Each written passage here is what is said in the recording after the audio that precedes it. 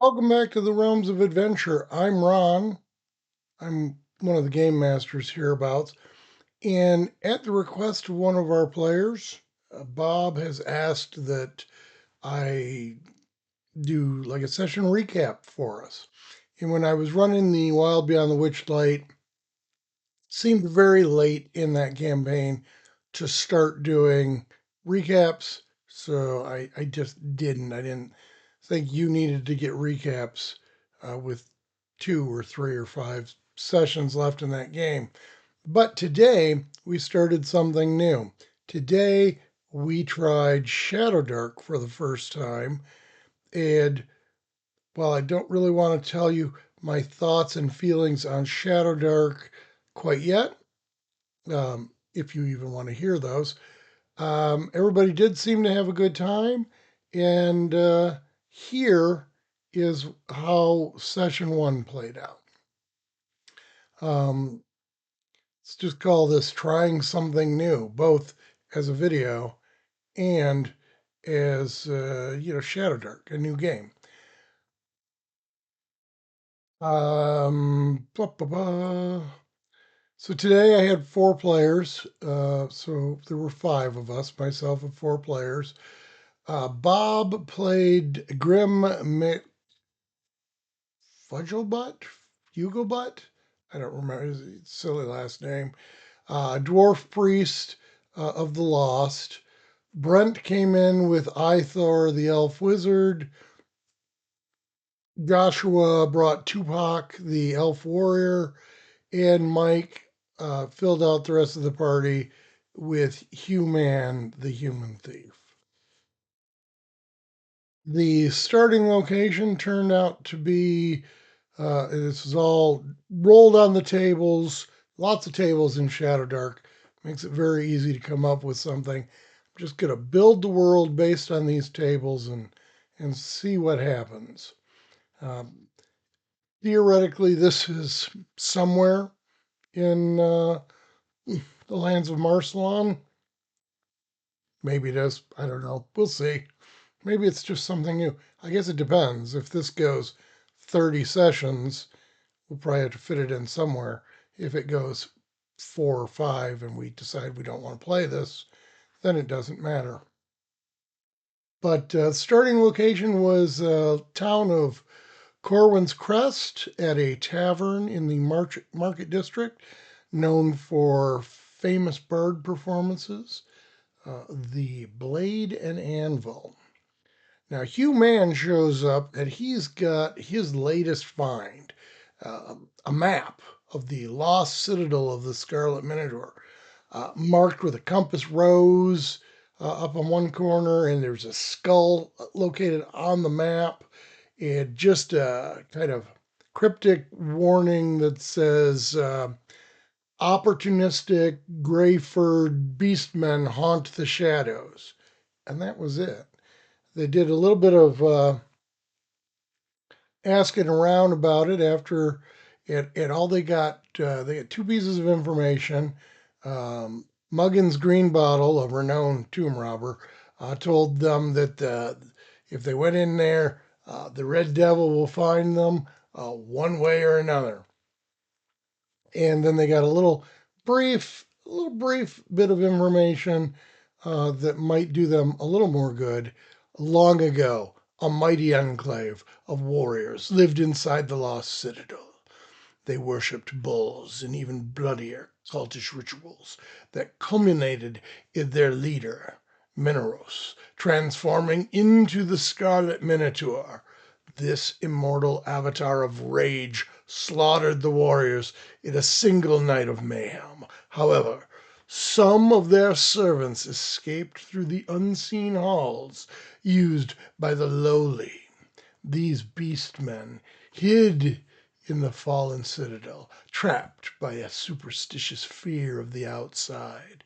Probably spawned from the fact that they're now beastmen, and probably that's frowned on in the rest of the world. Just my guess. I'm just saying.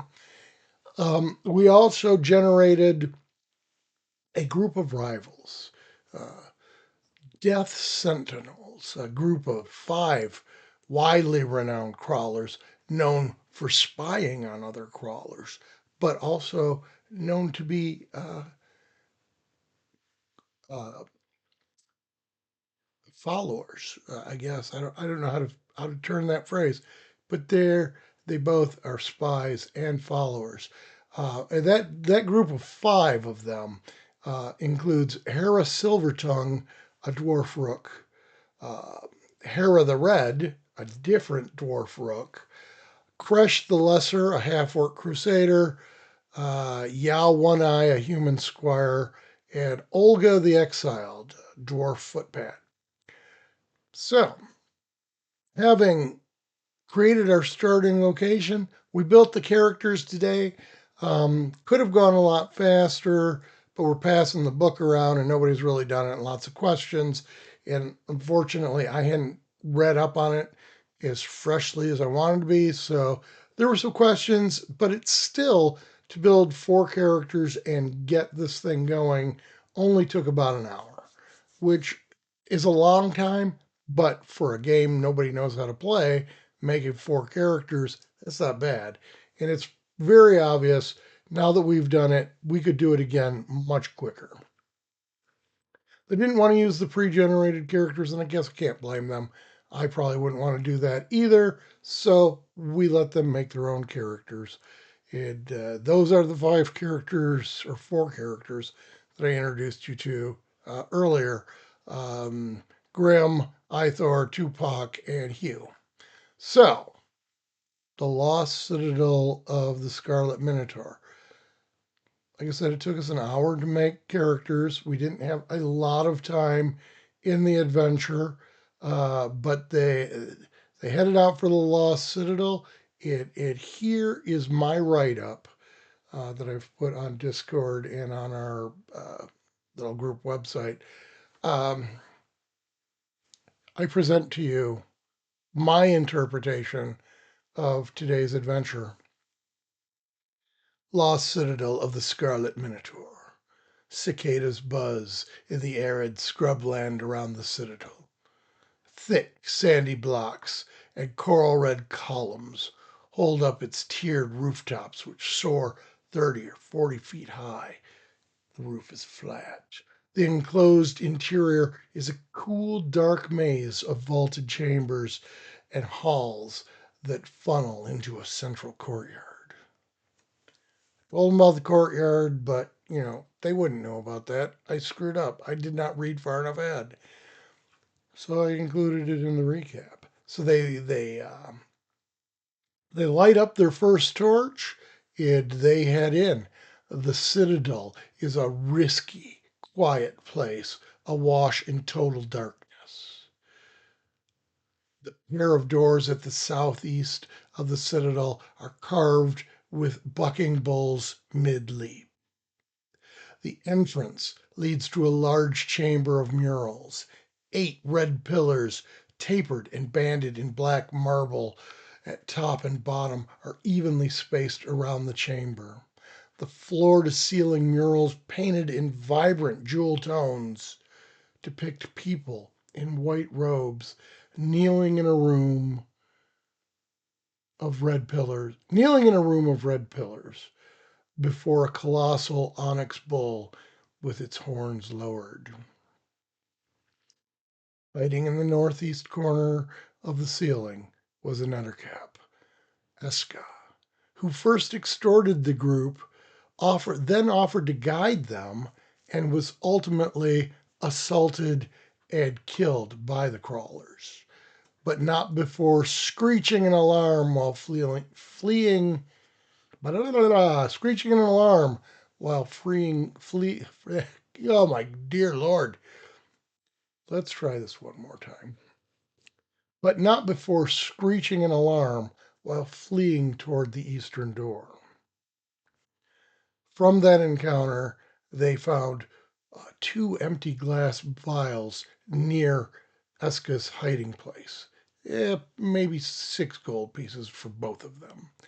But in a hidden niche behind the bull statue, they found a silver inlaid bull horn worth probably 30 gold.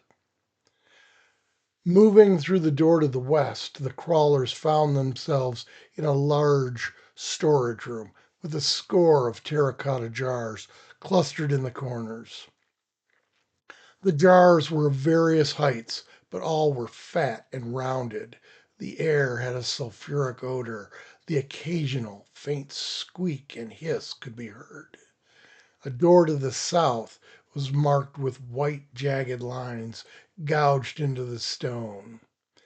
Those carvings read in the common tongue, R.I.P. Orwin the Younger. Beyond the scarred door, which is where they went. They went through the scarred door. Beyond the scarred door was found a broken statue of a bull, towering 10 feet and made of bronze, head and horns smashed deeply into the cracked wall. The green cloaked body of a young human man in chainmail and helm with a splintered shield was pinned between the wall and the bull head. From that statue, they pulled a shattered emerald, which was embedded in the bull statue's forehead. Probably 20 gold pieces worth of stuff. None of these are great treasures. They're all, I gave them 1 XP for stuff because they needed some XP. So, whatever. You got to let them advance. Anyway, and on the body, they found a silver locket with a painting of a smiling red haired woman worth probably about 5 gold pieces. Also on the body was chainmail, helm, bastard sword, a dark green cloak, backpack full of a torch, 10 pythons, 60 feet of rope. They didn't collect most of that because in Shadowdark, you only have a limited number of inventory slots, so they didn't want to take a lot of these things. Like they already had a sword, so they didn't take the sword. One, I believe it was,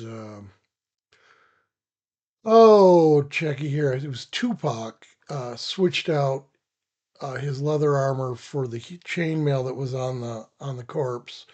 But mostly they took the gem, they took the necklace, and left almost everything else. But um, where am I at? Emerging from Orwin's tomb, the crawlers surprised a group of 7 beastmen, arguing in a hushed whisper over who would get to eat the centipedes they had just trapped in a bag.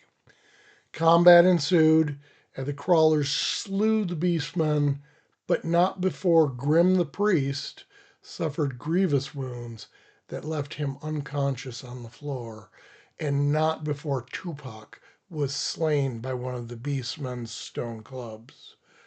Stone tipped spears. It wasn't a club. It was a stone tipped spear. You'll see why I said club because it's like in the next sentence down. Um, that really makes it sound simple. Um, the wizard went down twice. The wizard went down once. The priest went down once. Uh, the warrior went down one. I thought for sure the 4 against 7 was going to result in everybody getting killed, but in the end, they pulled it out and they gathered some treasure. Nothing good. A muddy torch wielded by one of the beastmen as a club, and cracked emerald, another cracked emerald. This one on the body of the largest of the beastmen. Um, the crawlers sealed up Tupac's body in with Orin the Younger and dragged the dwarf out of the citadel to make camp and tend their wounds.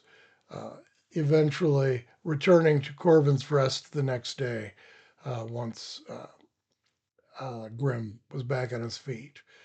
Uh, to unwind, to unwind and de-stress and celebrate their survival, the 3 living crawlers pooled their gold and went carousing It had a worthy night of drinking and levity, festive, yeah, festive, festive night of drinking, um, which is the lowest level of carousing you can do. It cost them 30 gold pieces, which I think they had a little bit left over, but not a lot. The result of that carousing was that Ithor woke up blearily in his own bed.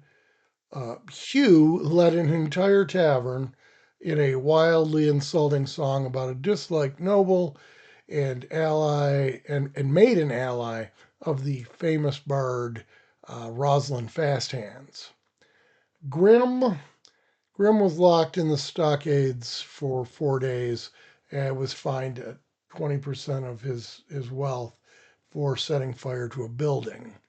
But in the end, all gained a bit of treasure, a bit of experience, and a bit of the enmity of those no good, dirty cheats, Death Sentinels. Next time around, I'm expecting to have probably one more player, and Josh will be back with his new character, and we will see what happens when they return to the lost citadel of the Scarlet Minotaur. Thanks for watching. I hope you got something out of that. I'm not going to edit this, so it's going to be a bit of a mess. I'm also not going to re record it. So it is what it is. Later.